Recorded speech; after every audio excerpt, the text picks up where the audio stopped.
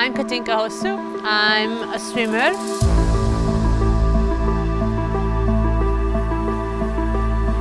I have actually been to 5 Olympic Games already.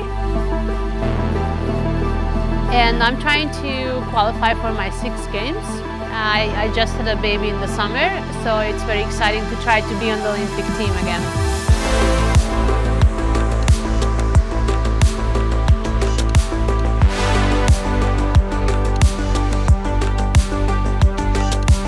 Canary Islands helped me a lot with training, because when I think about training camp, I want sunny weather, I want to swim outside, and I want to escape a little bit. That's something that is very relaxing, especially when there is a lot of pressure to prepare for a competition.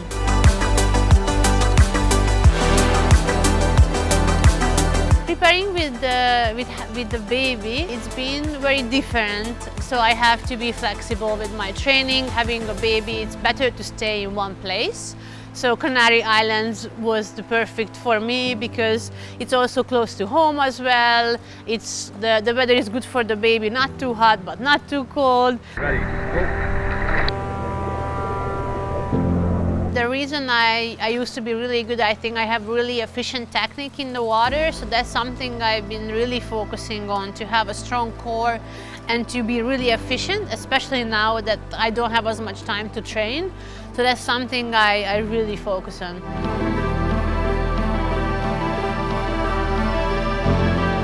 I train a little bit less than I used to. I try to be really high quality. I still do gym 3 times a week, sometimes 4 times a week. In the morning it's about an hour and a half, sometimes 2 hours. Then I go to a swim session. It's another around 2 hours. And 3 times a week I come back in the afternoon as well and do another swim session. Coming to Lanzarote and really being on the sun and enjoying training, I'm really put my focus into trying to make the Olympic team.